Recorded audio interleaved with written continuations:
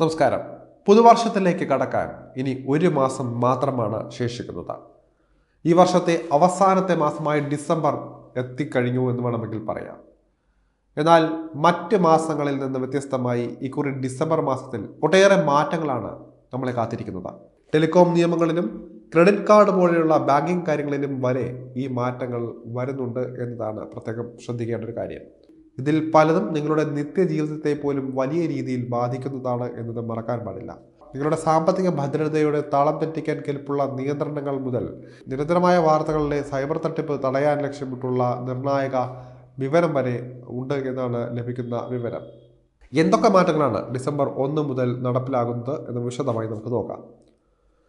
നിലവിൽ രാജ്യത്ത് വർദ്ധിച്ചു വരുന്ന ഒരു കുറ്റകൃത്യമാണ് സൈബർ തട്ടിപ്പുകൾ.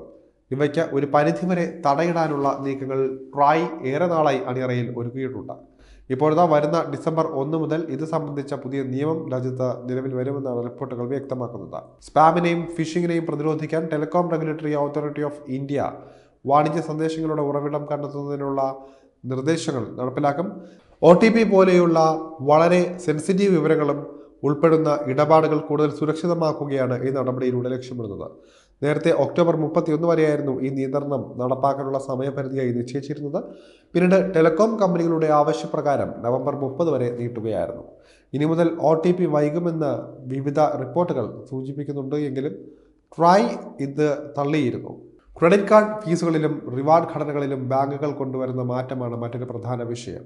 ക്രെഡിറ്റ് കാർഡുകൾ ഉപയോഗിച്ചുള്ള ഗെയിമുമായി ബന്ധപ്പെട്ട ഇടപാടുകളിൽ SBI റിവാർഡ് പോയിന്റുകൾ നിർത്തും. ആക്സിസ് ബാങ്ക് പോലെയുള്ള മറ്റ് പ്രധാന ബാങ്കുകൾ റിവാർഡ് റിഡീംഷനുകൾക്ക് ഫീസ് ചുമത്തുന്നതാണ്. എണ്ണ കമ്പനികൾ LPG സിലിണ്ടർ വിലയിലെ പ്രതിമാസ പരിഷ്കരണങ്ങളിലൂടെ ഭാഗമായി ആഭ്യന്തര നിരക്കുകളിൽ മാറ്റം വരുത്തിയേക്കാം. ഇത് പലപ്പോഴും അന്താരാഷ്ട്ര വിപണി പ്രവണതകളെയും നയങ്ങളെയും ആശ്രയിച്ചായിരിക്കും ഉണ്ടാവുക. എന്നാൽ വലിയ ഉയർച്ച ഉണ്ടായാൽ ഗാർഹിക ബജറ്റുകളെ സാരമായി തന്നെ ഇത് ബാധിക്കാനിവിടെയുണ്ട്. ആശുപത്രികളും ഇൻഷുറൻസ് കമ്പനികളും ചെലവ് കണക്കാക്കുന്നതിനായി അടിസ്ഥാന രീതി സ്വീകരിക്കുന്നതാണ്. രോഗികൾക്ക് ആരോഗ്യ സംരക്ഷണ ചെലവുകൾ കൂടുതൽ ഫലപ്രദമായി താരതമ്യം ചെയ്യാൻ ഇതിലൂടെ കഴിയുമെന്നാണ് കരുതുന്നത്. ആരോഗ്യ പരിചരണ രംഗത്തെ സാമ്പത്തിക അനിശ്ചിതത്വം ലഘൂകരിക്കാനും ഇതിലൂടെ സാധിക്കുന്നതാണ്.